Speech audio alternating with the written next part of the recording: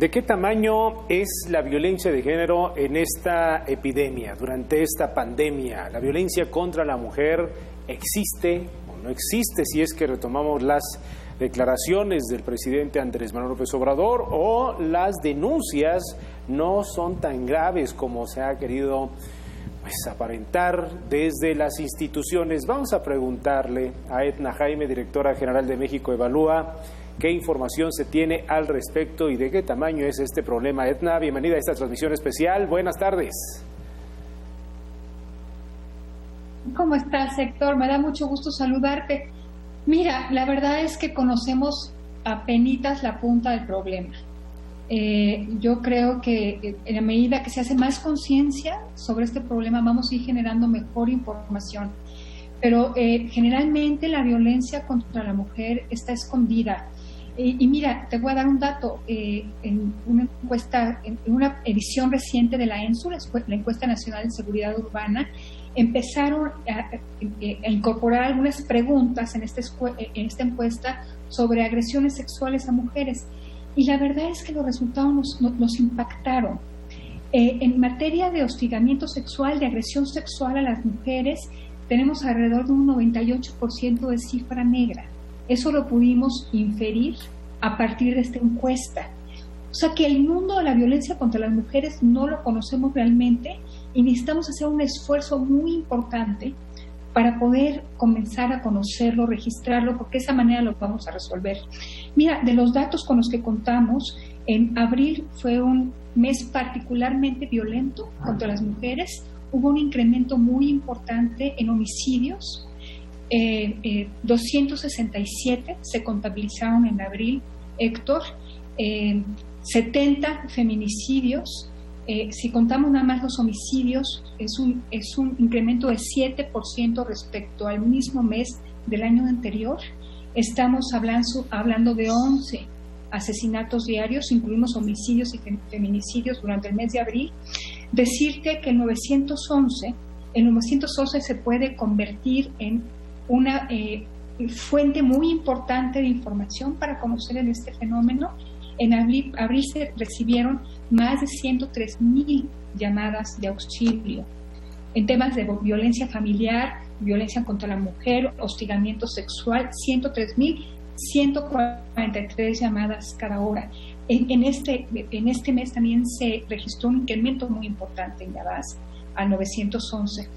Tenemos información también de lo que se conoce como Línea Mujer, que es un servicio que ofrece el Locatel justamente para recibir quejas, para dar orientación a mujeres que lo necesitan.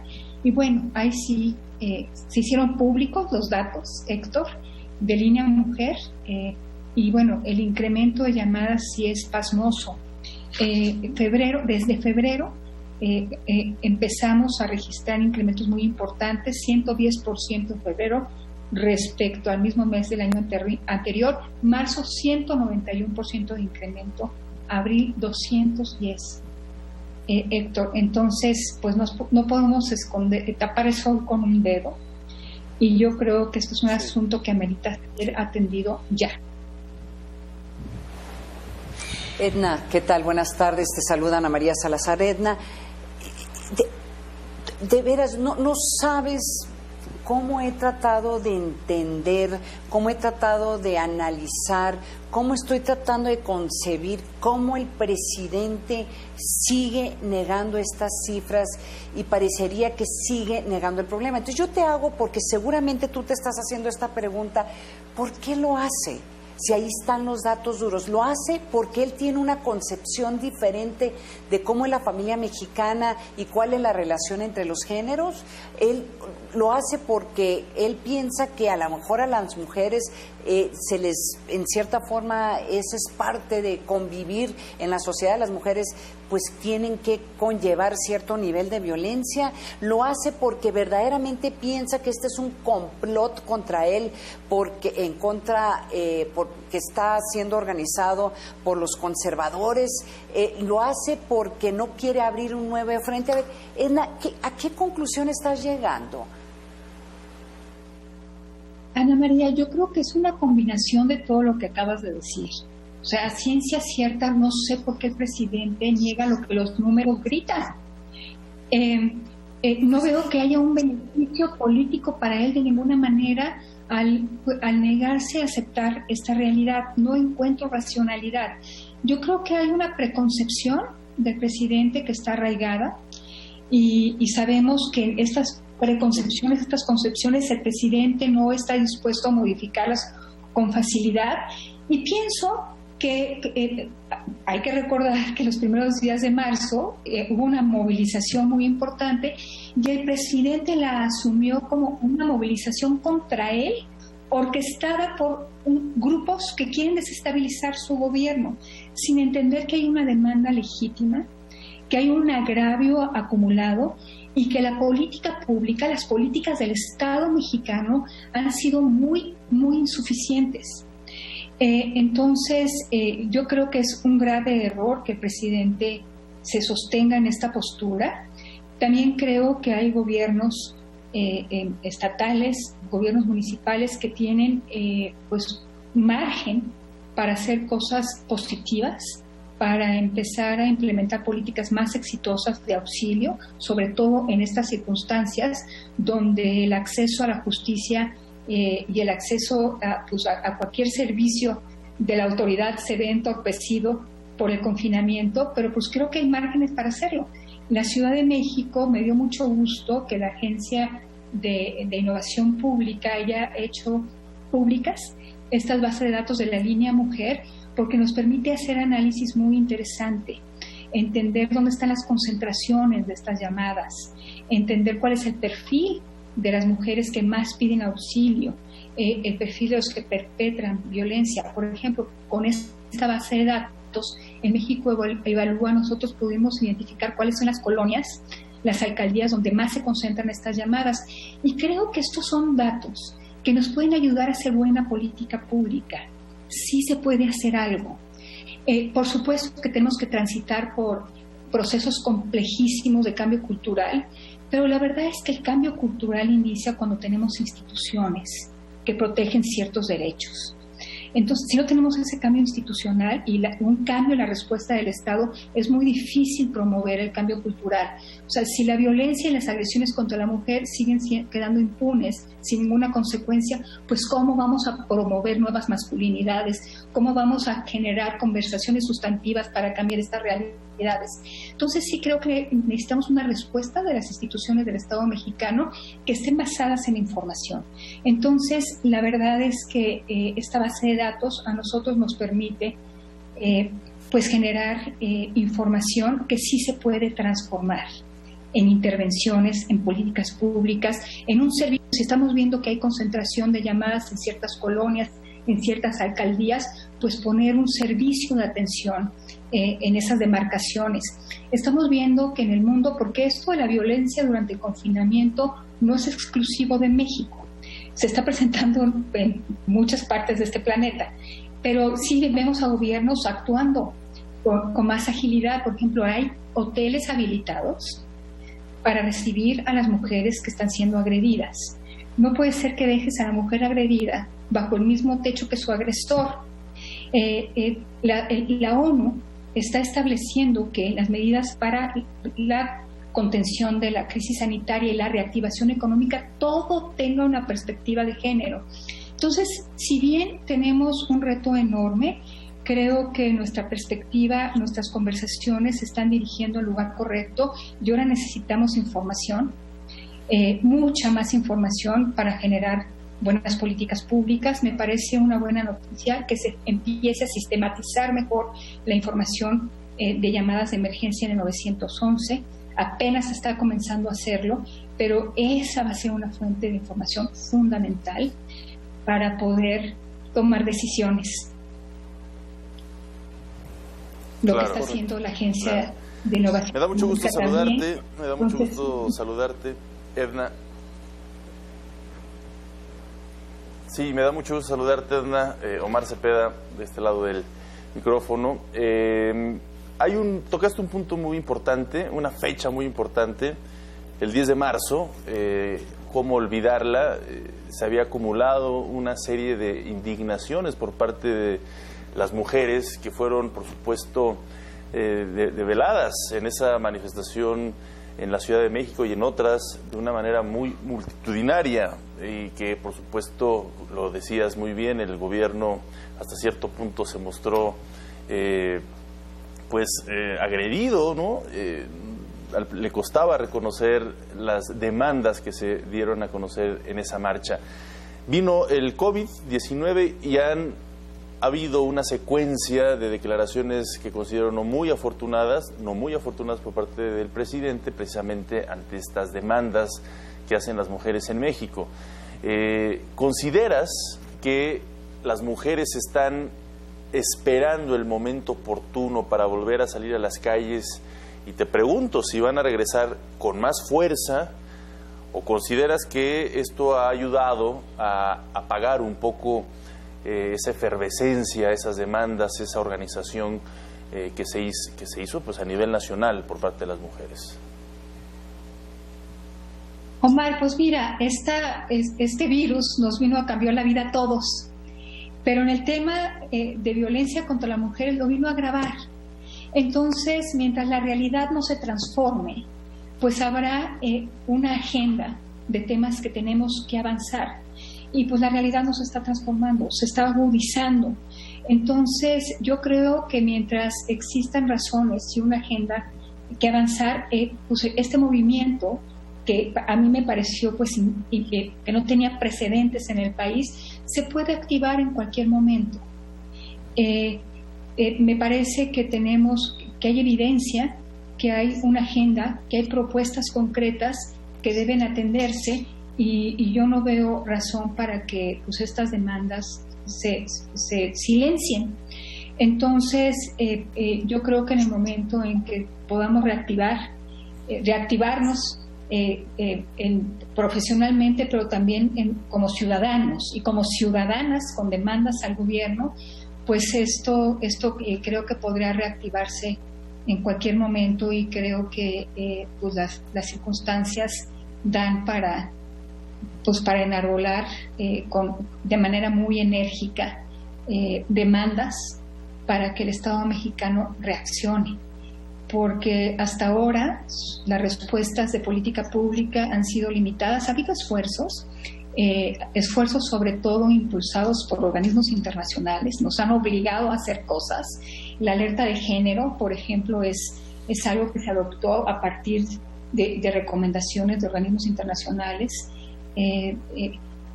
Tenemos que revisar lo que se ha hecho, ver por qué no ha funcionado, y, como te digo, tener mejor información, porque no solamente queremos sanciones para el que violente a una mujer, el perpetrador de violencia contra las mujeres, queremos también prevenir estas violencias, que no ocurran. Entonces, pues hay una agenda pendiente, hay que revisar, evaluar lo que se ha hecho, y yo tengo fe de que podamos encontrar respuestas en lo local. Si el presidente quiere estar ausente en las respuestas del Estado mexicano, quiere sostenerse en una posición que niega la problemática, pues ojalá que haya gobernantes desde lo local que entiendan el problema y que desde lo local puedan ofrecer soluciones. Edna, rápidamente, al escucharte, uno se pone a pensar cómo será la nueva normalidad para esas mujeres que en este momento todavía viven con su agresor y que no han podido deshacerse de él, por supuesto, y no han podido salirse de ese entorno violento. Y te pregunto esto porque, tomando en cuenta la realidad de este virus, en donde por ahora se podría retomar esa nueva normalidad a partir de junio o julio, dependiendo de la región en donde vivas, pero recordemos que si los niveles de contagio aumentan, lo mencionamos hace unos minutos con algunos especialistas en este tema, pues volveremos un paso atrás y nos volverán a confinar, es decir, volveremos a una cuarentena.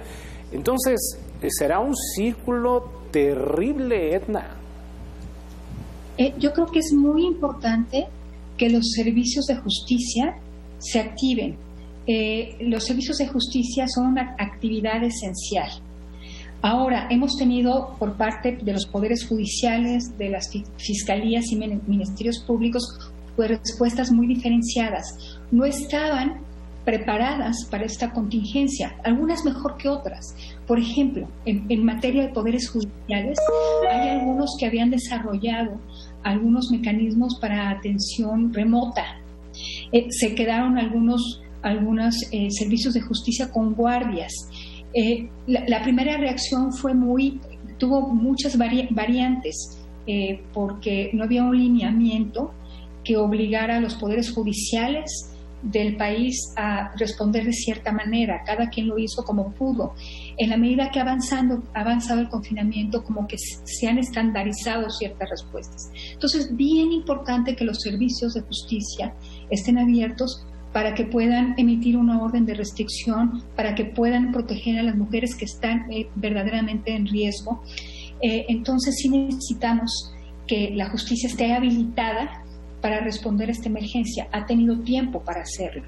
Entonces, y creo que en la agenda de transformaciones futuras está cómo hacemos la justicia en línea, la justicia digital posible, porque eso además abriría las puertas de acceso a la justicia a muchas mujeres que no lo tienen ahora. Necesitamos mucho entrenamiento para que se atiendan estos casos con perspectiva de género. Una institución a la que respeto mucho es X Justicia para las Mujeres.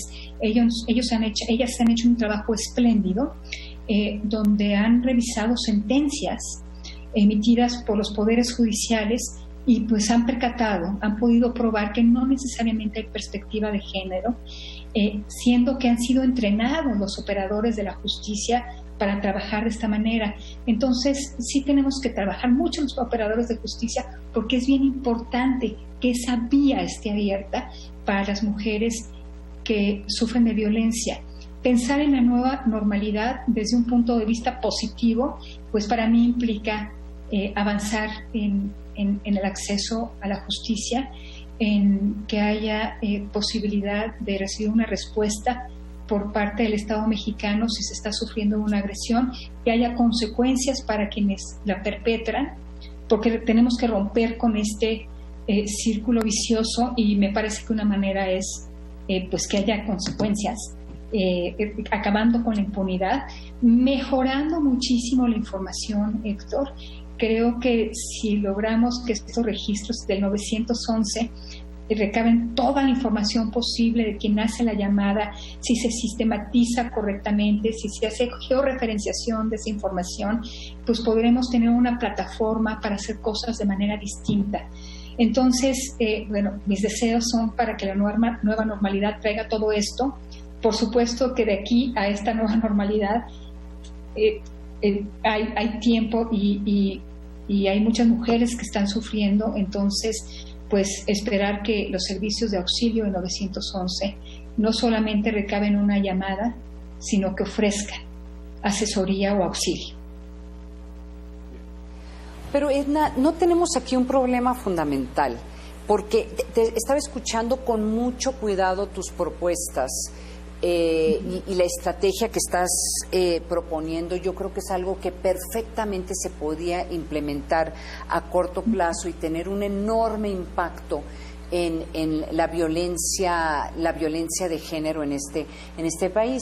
Pero el problema fundamental es que si tú tienes desde la cabeza el mismo presidente negando que esto es un problema, y esto se refleja casi como una política de Estado a aquellas secretarías, a aquellos funcionarias y funcionarias que tienen la responsabilidad sobre esta problemática, que es la violencia en contra de las mujeres, y estas secretarias, estos funcionarios, simple y llanamente tampoco pueden reconocer públicamente la profundidad del problema. Entonces, por más esquemas, por más estructuras, aún recursos, si es que hubiera recursos, porque ni siquiera no hemos conversado sobre ese tema, el recorte de los recursos para enfrentar esta problemática, pero aunque hubiera recursos, el problema fundamental es que la violencia de género se inicia desde una percepción de la sociedad. Y hasta que la sociedad decida que ya no se va a permitir violencia contra las mujeres, esto no va a cambiar, no se va a detener. Y si tienes al presidente, a los funcionarios, a la secretaria de Gobernación, a las personas que deberían de estar hablando sobre esta problemática, yo lo veo muy difícil, Edna. O sea, a corto plazo esto va a ser catastrófico. Ana María, mira, no puedo estar más de acuerdo contigo, porque el presidente con sus dichos normaliza la violencia. Cuando el presidente dice que la familia mexicana es ejemplar, que pues, lo manifiesta con frecuencia, está normalizando la violencia. El mensaje que está mandando es, esto no está mal. Y concuerdo contigo en que si ese es el punto de partida, no hay un punto de llegada favorable. Y además, si a esto, como tú dices, combinamos el hecho de que no hay recursos para la atención a la mujer, para desarrollar todo lo que te he dicho, pues creo que no podemos esperar nada del gobierno federal. Por eso creo que es tan importante que activemos la agenda que se quedó en un punto muy muy álgido, pero que se desvió completamente por el COVID. Por eso es muy importante. No va a haber manera de resolver esto si no hay una movilización constante, definida y muy determinada.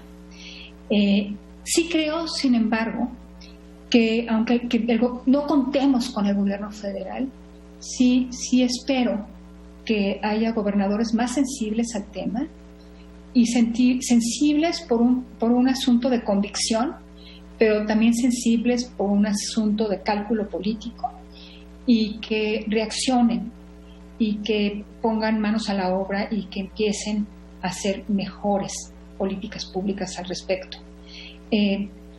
México no es solamente el presidente de la República, y sí espero que haya otro tipo de reacciones, sí espero que haya más movilización y que haya organizaciones de sociedad civil que no desatiendan el tema. Me parece que cuando el gobierno deja un lugar vacío, otros lo ocupan, y espero que sean autoridades a nivel estatal, pero también la sociedad civil, Ana María, no solamente demandando, sino también atendiendo.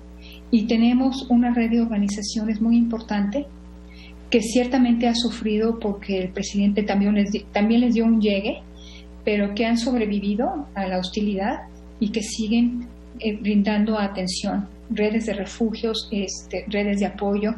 Y yo creo que a partir de eso vamos a construir una red que no solamente sea de actores estatales, sino también no estatales, que puedan no solamente elevar el tema como prioridad en la agenda nacional, sino también pues ocupar esos espacios que desafortunadamente han quedado vacíos porque al presidente no le importa. Edna, pues me gustaría escuchar tu opinión a modo de conclusión de esta entrevista también. ¿Qué opinas sobre estos spots televisivos o spots que se dieron a conocer en diferentes medios también, en redes sociales, sobre cuenta hasta 10? No sé si fueron de tu agrado, cumplen los objetivos, o incluso hubo muchas voces que lo vieron incluso como una ofensa también. ¿Qué opinas tú sobre estos spots? Pues, ya está muy usada la frase, pero está muy usada porque es muy útil, esto de que pues no entienden que no entienden. Hay una mirada muy superficial y lo lamento porque hay organizaciones que tienen muy estudiado el tema, hay conocimiento generado, nos falta mucho, pero hay conocimiento generado, y sería muy bueno que las estrategias gubernamentales, inclusive las estrategias de comunicación, pues estuvieran sostenidas sobre este conocimiento. Aquí no hubo eso. Entonces, no me parece que vaya a tener un impacto positivo. Y si el gobierno cree que está cumpliendo con las mujeres con esta campaña, pues nos está quedando de ver muchísimo. Claro. Bueno, pues Edna Jaime, directora general de México Evalúa, como siempre, qué gusto tenerte en estos espacios del financiero Bloomberg. Gracias y hasta la próxima. Les agradezco muchísimo la oportunidad, les mando un abrazo a los tres. Gracias. Muchas gracias. Vamos a una pausa, tenemos más, volvemos.